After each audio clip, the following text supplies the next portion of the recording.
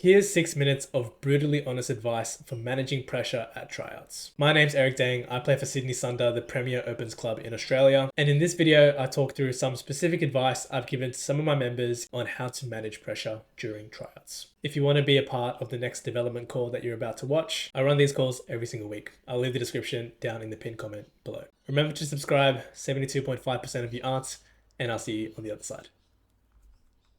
Yeah, you mentioned tryouts, and it's Yeah. been something on my mind recently.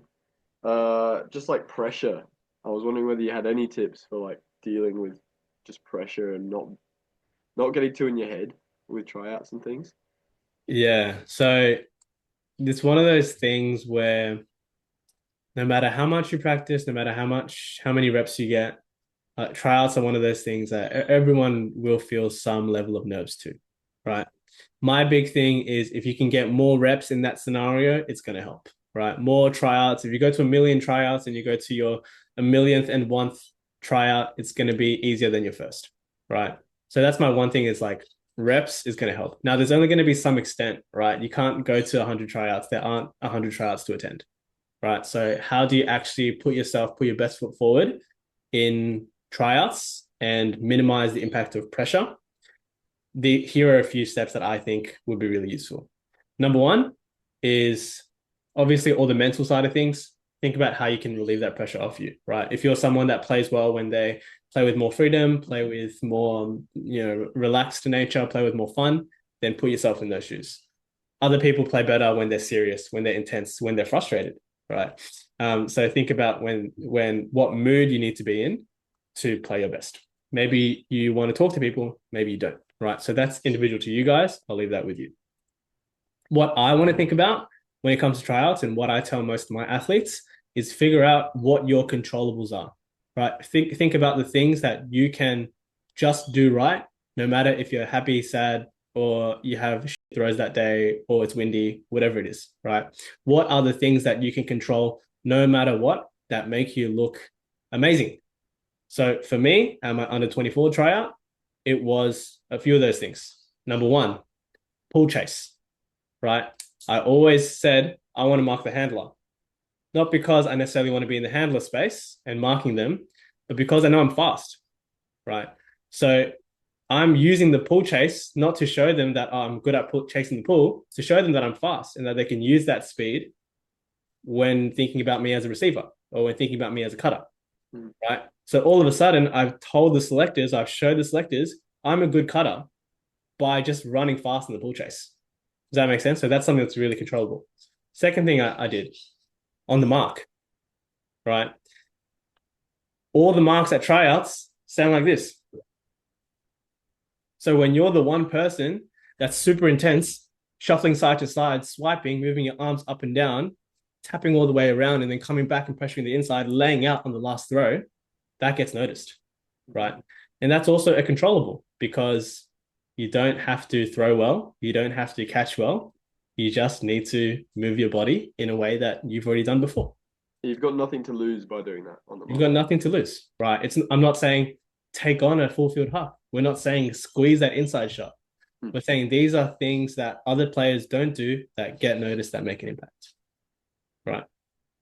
And the third thing, and again, you'll notice that these are more defense related because these are like big controllables, is getting your arms involved when you're marking like the one or you're marking the reset. So I'm a bit biased, handler defender by nature, but if I'm able to deter a space throw by getting my arm involved, right, forcing the offensive cutter to think twice and then being able to adjust to them, Mm-hmm. that's going to help me shut down more options.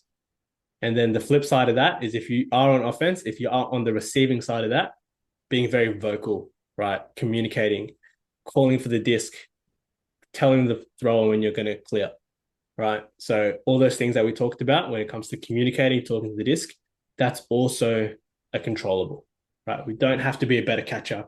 You don't have to be a better thrower. You just need to use your voice. Cool. I think that's what puts like when it comes to tryouts, there's going to be certain cream of the crop that are going to make the team. And then there's going to be people that don't make the team. And then there's this huge midsection, right? Of like anyone could get it. And so if you can get all those things right, it puts you above the rest of that middle section, right? Where like, all right, Timmy isn't being a really active mark. He hasn't really chased, but I noticed that Luna's done a really fast ball chase. She's got that speed, right? Or Sol, like, even though he didn't get it, like he chased the pool and then laid out for the first pass. He wasn't anywhere close to the disc, but hey, that tells me that this guy can lay out, right? Okay, if he can lay out, I can use him in an end zone scenario. I can use him on the mark in a 2-3-2. I can use him in the short deep space, right? On my tryout checklist, that one. Exactly. So think about those things, which is like, what are the controllables? It doesn't have to convey, you don't have to get the block, right?